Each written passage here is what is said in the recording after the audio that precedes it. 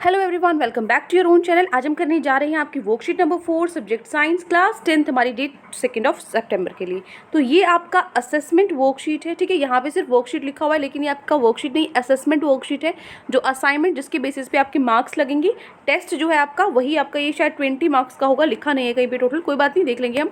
हाँ 20 मार्क्स का ये, क्योंकि नीचे आपके 5 क्वेश्चन है, 3 मार्क्स के, 15 मार्क्स के वो और 5 मार्क्स का ये, 20 मार्क्स का आपका ये टेस्ट है। और जिसमें आपका जो पहला क्वेश्चन है वो क्या है, रीड द पैसेज। आपको पैसेज पढ़ना है और नीचे आपको 5 क्वेश्चंस दिए जाएंगे इस पैसेज में से। उन 5 क्वेश्चंस में से 4 ऑप्शंस में से आपको एक सही वाला छांटना है। एक एक मार्क का आपका हर एक क्वेश्चन होगा। जो पहले 5 क्वेश्चन है वो 1 मार्क के हैं। तो चलिए पहले रीड करना स्टार्ट करते हैं।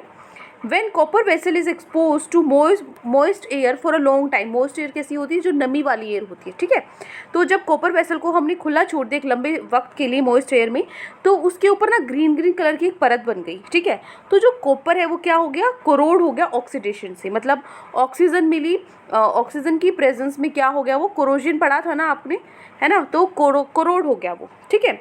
तो इस प्रोसेस में जो कोरोजन है in the process of corrosion, copper reacts with moisture and gases present in the air। तो इस जो प्रोसेस के अंदर, कोरोजन के प्रोसेस के अंदर जो कॉपर है वो मॉइस्चर के साथ रिएक्ट करता है, और जो गैसेस होती है ना एयर में, जैसे ऑक्सीजन हो गया, कार्बन डाइऑक्साइड, इन सब के साथ, ताकि वो क्या बना सके, कॉपर हाइड्रोक्साइड बना सके और कॉपर कार्बोनेट बना सके, जो कैसा होता है, ग्रीन कलर का होता है, ठीक है।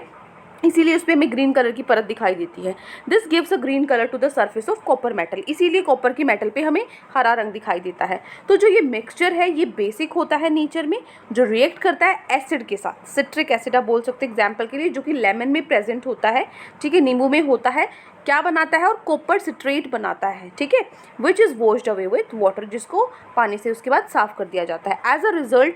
और इसका रिजल्ट क्या होता है, जो ग्रीन कलर का सब्सटेंस था ना वो क्या हो जाता है, रिमूव हो जाता है सरफेस पे से वेसल की। जो वेसल का सरफेस है, क्या बोला है इसने कि आपको मान लो उस पर एक भाई ग्रीन कलर की परत चढ़ गई उस पर, ठीक है, मान लो जैसे जर लग जाता है ना इस तरीके से, तो वो हमें उतारनी है। तो इसने किस चीज़ की हेल्प ली है, लेमन की हेल्प ली है, ठीक है ना, लेमन से, नींबू से उसने उसको साफ किया है, ठीक है। और उसका जो शाइनिंग सरफेस है वो हम फिर से देख सकते हैं, जो ग्रीन कलर की वो परत थी वो इससे लेमन से उतर जाएगी, ठीक है। चलिए अब क्वेश्चंस पे चलते हैं। फर्स्ट क्वेश्चन है हमारा, chemical formula of copper carbonate is. Copper carbonate का फॉर्मूला क्या होगा, कॉपर क्या होता है Cu, कार्बोनेट क्या है CuCO3। कौन सी ऑप्शन में है, सी ऑप्शन में है। तो कौन सा ऑप्शन हमारा सी है, ऑप्शन हमारा कौन सा है, सी ऑप्शन करेक्ट होगा, ठीक है। फर्स्ट का आंसर क्या होगा, सी। नेक्स्ट क्वेश्चन पे चलते हैं। Question number 2, copper vessel is tarnished due to. जो कॉपर वेसल है उसको हम टार्निश्ड किसकी वजह से होता है, वो रिडक्शन, ऑक्सीडेशन, ऑक्सीडेशन और रिडक्शन दोनों की वजह से, या ऑल ऑफ द अबव। अभी अभी हमने पढ़ा था ना क्यों हुआ था, कॉपर वेसल पे ग्रीन कलर की परत थी, वो किसकी वजह से हुई थी, ऑक्सीडेशन की वजह से हुई थी। तो बी ऑप्शन हमारे यहाँ पे सही रहेगा, ऑक्सीडेशन हमारा करेक्ट आंसर होगा, ठीक है। सेकेंड का आंसर होगा बी। थर्ड क्वेश्चन है, reaction between acid and base is cold. Acid और बेस रिएक्ट करते हैं, कौन सी रिएक्शन थी, हम सब ने पढ़ा है, न्यूट्रलाइजेशन रिएक्शन थी। जब एसिड और बेस रिएक्ट करते हैं और क्या बन जाता है, सॉल्ट बन जाता है ना, पढ़ा था ना हमने, कौन सी रिएक्शन थी, वो न्यूट्रलाइजेशन रिएक्शन थी। तो थर्ड का जो आंसर है वो क्या हो जाएगा, सी ऑप्शन हमारा करेक्ट होगा, ठीक है। नेक्स्ट मूव करते हैं, ये हो गया पहले 3 क्वेश्चन, आगे बढ़ते हैं। Fourth and fifth question, copper citrate is in acid, base, salt और सॉल्ट, दोनों एसिड सॉल्ट बोथ। बताओ कॉपर सिट्रेट क्या होता है, सॉल्ट होता है ना, क्योंकि जब हमारा अभी अभी हमने पढ़ा था एसिड और बेस रिएक्ट करते हैं तो वो सोल्ट बनाते हैं, ठीक है। तो यहाँ पे कॉपर सिट्रेट ये सोल्ट बनाएगा, कॉपर सिट्रेट क्या है, एक सोल्ट है, तो सी ऑप्शन हमारा यहाँ पे करेक्ट होगा, ठीक है। नेक्स्ट है, fifth is an aqueous solution turns red litmus blue. एक एक्वस सॉल्यूशन है जो रेड से ब्लू हो जाता है। लिटमस पेपर से हम चेक करते हैं ना कि एसिड है या बेस है ना, ब्लू लिटमस से रेड होता है, रेड लिटमस से ब्लू होता है। तो excess addition of which of the following solution would reverse the change. अगर बहुत ज़्यादा हम ऐड कर दें इसको, बहुत ज़्यादा ऐड कर दें हम किसी भी सॉल्यूशंस के अंदर इसको, तो क्या होगा,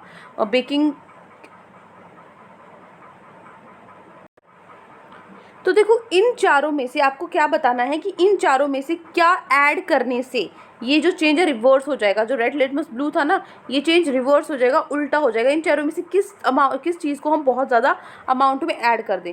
तो देखो जो डी है ना, फर्स्ट ऑप्शन है baking powder, second lime, third is ammonium hydroxide solution, और डी है आपका हाइड्रोक्लोरिक एसिड HCl अगर हम बहुत ज़्यादा ऐड कर दें तो हो जाएगा, ठीक है ना, क्योंकि ये बेसिस के लिए हो जाता है रेड लिटमस ब्लू। तो अगर हम और ज़्यादा एसिड ऐड करते रहे, ऐड कर दें, तो वो क्या हो जाएगा, उल्टा हो जाएगा, ब्लू लिटमस रेड में चेंज हो जाएगा, ठीक है। तो डी ऑप्शन हमारा करेक्ट होगा। ये हो जाएगा हमारा फोर्थ और फिफ्थ क्वेश्चन। क्लियर है।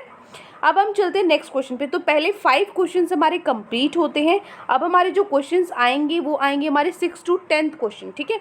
ये क्वेश्चन आएंगे, शॉर्ट टाइप के क्वेश्चंस होंगे, आपको इनका ब्रीफ में आंसर देना है। हर एक क्वेश्चन आपका 3 मार्क्स का होगा, ठीक है। चलिए स्टार्ट करते हैं। फर्स्ट क्वेश्चन है, देखो यहाँ पे आंसर्स हम वहाँ पर ही लिखेंगे। ये आपका है 6th क्वेश्चन, ठीक है।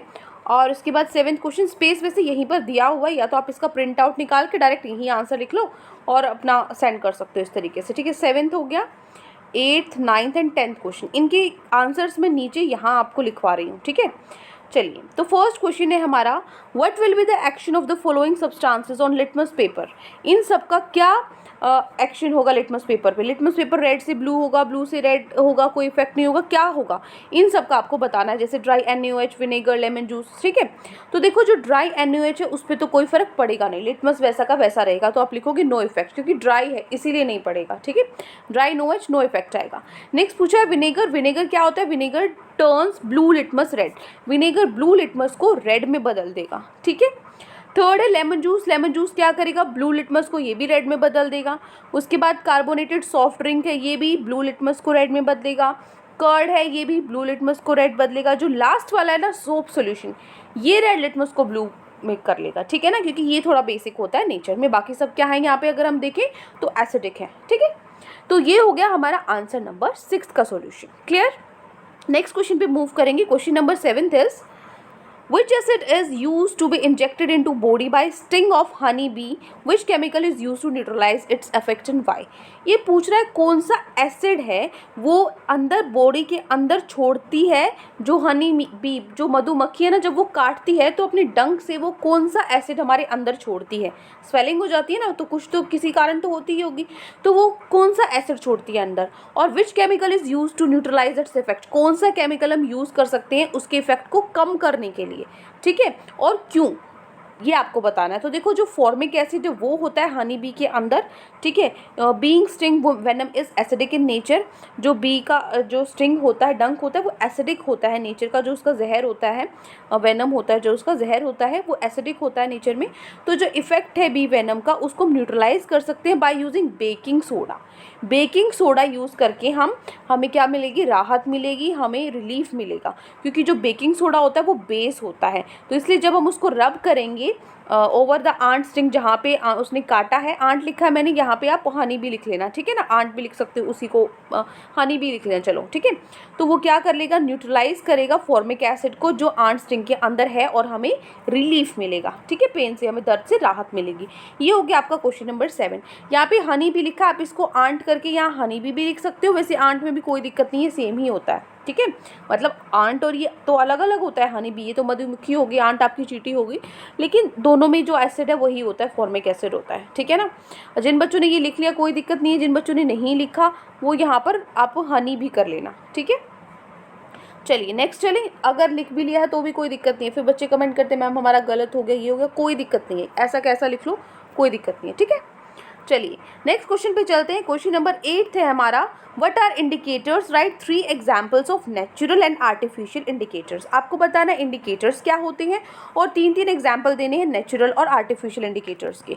तो सबसे पहले इंडिकेटर्स क्या होते हैं, इंडिकेटर सब्सटेंसेस होते हैं जो चेंज करते हैं कलर को, जो जब उसके पास हम एसिड और बेस लाते हैं, मतलब वो हमें ये बताता है कि एसिड है या बेस है। कैसे बताता है, उसका कलर चेंज हो जाता है। जैसे लिटमस से हमें पता लग जाता है ब्लू से रेड चेंज होता है, बेस का हमें पता लग जाता है रेड से ब्लू चेंज होता है। तो वो क्या है, लिटमस एक इंडिकेटर है जिससे हमें ये पता चलता है कि वो एसिड है या बेस है, ठीक है। एग्जाम्पल बताने हैं नेचुरल और आर्टिफिशियल के।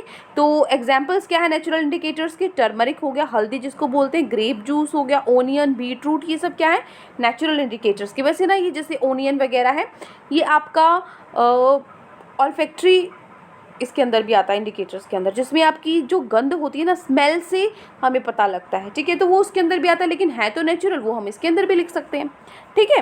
Next examples of artificial indicators. Artificial indicators कौन से होते हैं, जो जैसे फिनोफ्थलीन हो गया, मिथाइल ऑरेंज हो गया, और मिथाइल ऑरेंज की तरह एक मिथाइल ब्लू भी होता है, ठीक है। ये क्या है एग्जाम्पल आपके आर्टिफिशियल इंडिकेटर्स के। जो लिटमस होता है ना, मोस्टली मतलब हर जगह वो कभी हम नेचुरल में घुसा देते हैं, ठीक है, नेचुरल इंडिकेटर्स में लिखते हैं, वैसे देखा जाए तो जो लिटमस है वो आर्टिफिशियल इंडिकेटर ही होगा, ठीक है। तो इसमें बहुत बच्चे कंफ्यूज होते हैं, इसलिए मैंने उसको इसमें लिखा ही नहीं है, क्योंकि फिर आप बोलते मैम हमारी मैम ने ऐसे लिखवाया है, हमारी मैम ने ऐसे लिखवाया है, तो मैंने उसको ख़त्म ही कर दिया। लेकिन बहुत आपको हर जगह ऐसे नेचुरल में मिलेगा वो, लेकिन आर्टिफिशियल में ही होता है वो, ठीक है। लेकिन आप कंफ्यूज ना हो तो इसलिए मैंने लिखा ही नहीं है वो। हो गया क्वेश्चन नंबर 8। नेक्स्ट क्वेश्चन पे चलते हैं। क्वेश्चन नंबर 9 है हमारा, what is dilution, is it exothermic और एंडोथर्मिक रिएक्शन।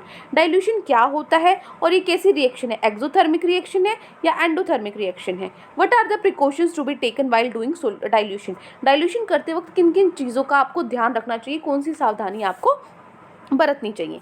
तो तीनों पॉइंट्स का आंसर लिखेंगे। सबसे पहले पूछा व्हाट इज डाइल्यूशन, तो लिखूंगी मैं dilution is the process of decreasing the concentration of a solute in the solution by adding more solvent. और ज़्यादा सॉल्वेंट डाल के सॉल्यूशन के अंदर आप क्या कर रहे हो, सॉल्यूट की जो कंसंट्रेशन है उसको डिक्रीज कर रहे हो, decreasing the concentration of solute in solution by adding more solvent और ज़्यादा डाल के, इस प्रोसेस को बोलते हैं डाइल्यूशन, ठीक है।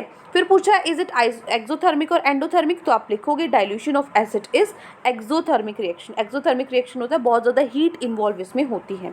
फिर पूछा इसके precautions to be taken while doing dilution. Dilution करते वक्त क्या चीज़ों का आपको ध्यान रखना चाहिए, तो आप लिखोगे water should never be added to acid but acid can be added to water for dilution. Dilution के लिए जो वाटर है वो कभी भी हमें एसिड में नहीं डालना चाहिए, लेकिन एसिड हम डाल सकते हैं वाटर के अंदर। अगर आपको और प्रिकॉशन लिखने हैं तो आप ये भी लिख सकते हो कि कॉन्टिन्यूसली स्टिरिंग के साथ कॉन्टिन्यूसली आप घोलते रहोगे, हिलाते रहोगे हाथ से, तब आपको डाइल्यूशन करना है, ठीक है, ये आप कर सकते हो। तो ये हो गया आपका question number 9। Now moving to our last question of our worksheet. Question number 10 है व्हाट आर एंटासिड्स। एंटासिड्स क्या होते हैं, डिस्क्राइब विथ एग्जाम्पल्स। एग्जाम्पल के साथ आपको बताना है। How does these helps in indigestion. और इनडाइजेशन में मतलब आपको पचता नहीं है, आपके पेट में एसिडिटी हो गई है, ठीक है, बदहज़मी आप जिसको बोलते हो वो हो गई है, तो आपको ये कैसे हेल्प करते हैं उसमें, तो हम लिखेंगे सबसे पहले व्हाट आर एंटासिड्स। क्या होते हैं, एंटासिड इज अ मेडिसिन, ये एक दवाई होती है जिसको हम यूज़ करते हैं to neutralise the stomach acid. जो पेट के अंदर एसिड बन जाता है उसको न्यूट्रलाइज करने के लिए, इसको ख़त्म करने के लिए, in order to cut down the burn we have during acidity. Acidity के दौरान जो हमारा जो पेट में जलन होती है उस चीज़ को ख़त्म करने के लिए, ठीक है। एग्जाम्पल डिस्क्राइब विद एग्जाम्पल्स, तो आप लिखोगे एग्जाम्पल में sodium bicarbonate, magnesium hydroxide and aluminium hydroxide. इसमें से आप 2 ही लिख सकते हो, एल्यूमिनियम को बेशक काट दो, ठीक है, 2 लर्न कर लो, बहुत है। फिर इसने पूछा है how does this help in indigestion. जो आपको बदहज़मी होती है, अगर आपका अपचन होता है, पचता नहीं है, तो ये कैसे हेल्प करता है, ये क्या करेगा, they work by neutralising the stomach acid.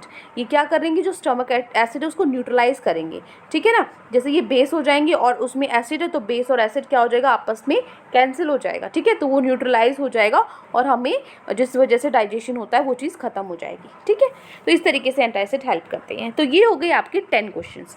तो 10 के 10 क्वेश्चंस की हमने आंसर्स कर लिए हैं। 10 के 10 क्वेश्चंस बिल्कुल करेक्ट है। मैंने क्रॉस चेक किया है, वर्कशीट में एक आधी बार हो जाता है इधर उधर, लेकिन आपका असेसमेंट वर्कशीट में दो या 3 बार क्रॉस चेक करती हूँ, इसमें कोई भी आंसर गलत नहीं है, ठीक है। तो इसलिए आप किसी की भी सुनकर ऐसे वो मत किया करो कि भाई ये गलत हो गया। आप अपने टीचर से भी कर सकते हो कि ये क्यों गलत है, पूछ सकते हो कि ये क्यों गलत है, ठीक है। कभी कभार टीचर से भी गलती हो जाती है, कोई दिक्कत वाली बात नहीं है, ठीक है। चलिए, तो कोई भी डाउट है किसी भी क्वेश्चन में तो कमेंट सेक्शन में आप मुझसे पूछ सकते हैं। और अगर आप लेक्चर आपको अच्छा लगे, पसंद आए, तो चैनल को सब्सक्राइब कर सकते हैं, वीडियो को लाइक कर सकते हैं। आज के लिए इतना ही, मिलते हैं नेक्स्ट वीडियो में। Till then take care, bye bye.